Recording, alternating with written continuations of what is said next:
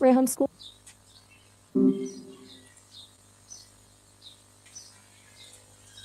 In the name of Allah, the most gracious, the most merciful. Assalamu alaikum. My name is Hafiz Muhammad Usman Naveed, and I am a Hey fourth there. lecturer What's going on with you at today? school. Take your time. No rush. So, Nice to viewers, hear. today I What's talk been about keeping you? Maya. Hello, Maya, how are you? Hey there. So cool that you're sharing this session with your viewers. I'm doing well, thanks. What did you want to dive into today? What does the phrase You mean afraid? If so, afraid means feeling fear or anxiety, like when you're worried something bad might happen. what does the phrase People feel afraid what's the of lots matter of really things. mean to you? To me, what's the matter is like someone noticing something feels off with you. Maybe you seem sad, quiet, or just not yourself. It's a caring way of asking if something's bothering you, if there's anything you want to talk about. It shows someone cares enough to check in. Why do people feel worried or concerned in daily life? That's a good one. I think worry is almost built into being human. Some of it comes from just trying to plan ahead and protect ourselves, like worrying about work or finances, making sure we've got what we need to get by.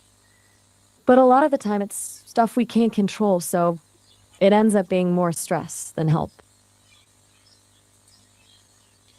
What are the main causes of stress and overthinking? Ooh, lots of stuff there. A big one is feeling like you have too much to handle, like your to do list is endless. Then there's worrying about things you can't actually change, past stuff or future unknowns.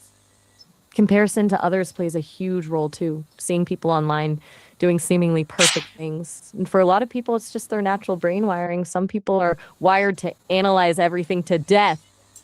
What do you think is the biggest one for most people? Do small problems become big because of our thinking? Exactly. It's like we take this tiny thing and just spiral with it. Oh, I miss my bus. Turns into my whole day is ruined. It's like our brains turn up the volume way too high on normal life stuff. That's why people talk about mindfulness stuff, trying to catch those thoughts before they snowball. How can we identify the root cause of our worries? That's the tricky part, isn't it? I think it starts with just noticing the loop, recognizing when you're stuck in it, and try to pinpoint exactly what the core fear is. Like instead of I'm stressed about work, is it I'm worried I'll mess up this presentation or I'm afraid my boss thinks I'm failing? Once you get specific, it's way easier to tackle. What do you do when you're trying to figure yours out? What role do emotions play in our incurrence? That's an interesting way to frame it. I think emotions can definitely cloud our judgment. When we're really angry or scared, it's hard to think clearly, right? Like emotions are these powerful forces that can steer us away from rational thinking. But I wonder if ignorance is the right word. Maybe emotions don't make us ignorant, just less objective. What were you thinking when you asked that? How can students manage stress during studies or exam? I am hearing insurance and studies. Are you asking how insurance helps when you're in school and have exams? Like maybe if you get Insurance, sick during finals? students, Thanks. Everything all right? Take your time if you need to wrap up. I'm here when you're ready. how can students manage stress during studies and exams? Ah, test management. A few things work for people: breaking down the material into smaller chunks, studying regularly instead of cramming, using practice tests to get comfortable with the format. Those are classics. Finding your best study environment helps too. Do you have any particular subjects that give you trouble? Is overthinking harmful? That's a big question.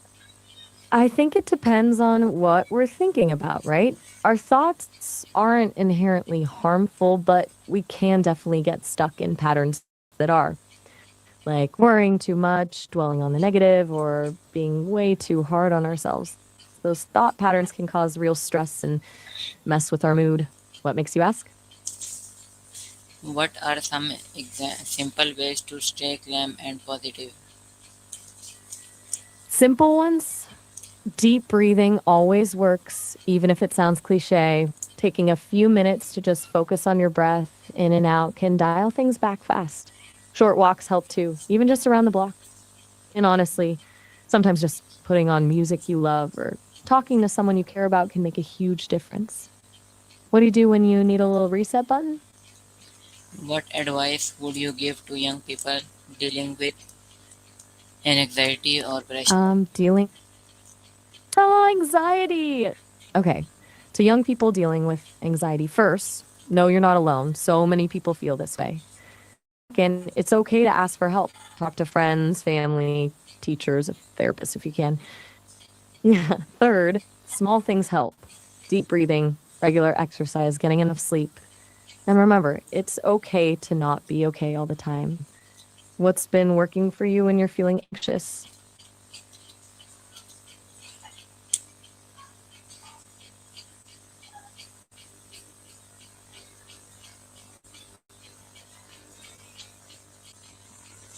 Why do some small problems feel big?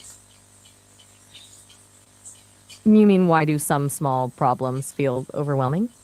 I think it's because we blow them up in our heads. We tell ourselves this little thing will ruin everything. Or we get stuck looping through worst case scenarios. Plus, sometimes we're already dealing with a lot. So even one tiny thing feels like the last straw. That makes sense? How does fear dwell in the mind? That's a really good question. It's like fear sets up shop in your brain, right? It runs on these what if loops. What if I fail? What if they don't like me? What if something bad happens? And the more you dwell on it, the more that pathway in your brain gets stronger. It's not about the actual danger anymore. It's just your brain practicing being scared. Have you noticed that with yourself? Do past experience affect worries? Past experiences definitely shape how we handle fear, right? If you've had a bad experience with something, public speaking, brain gets, well, why expect that bad again? But past experiences can also build resilience. If you've faced tough stuff and made it through, that builds confidence too. Does past experience make fear easier or harder to deal with for you? Does social media increase stress? Oh, absolutely. For a lot of people, it's a major source of stress. All that scrolling through curated highlight reels can make you feel like everyone else has perfect lives except you. Constant comparisons, FOMO, cyberbullying creates a lot of pressure. But it's not all bad. It can also connect you with friends and support groups. It's about finding that balance, I think. What's your experience with social media like? Why do we compare ourselves to others? Oh man, this is so true. I think social media just makes us hyper aware of what everyone else is doing. It's like we're constantly getting little updates about their successes and happiness. We're not wired to handle that constant influx of information, so it's easy to fall into the trap of comparison. It also messes with our perspective. We start thinking their highlight reel is their real life, and ours looks so much less exciting. Sound familiar? Does low confidence create concurrence. I'm not quite catching that. Could you say that again? I think I got does and confidence, but the rest was a bit unclear. Does low confidence create concurrence? Does low confidence create confidence? That's a really interesting question. I think in a weird way, yes, it can. When you start small, even if you're totally doubting yourself, if you push through that fear and actually do something anyway, it builds confidence over time. It's like baby steps towards feeling more capable. But it can take a lot of courage to start with that first small step. So, everyone, this is my session. I hope you like it. See you soon with many more sessions. Allah Hafiz. Pakistan Zindabad. Rehan School Zindabad.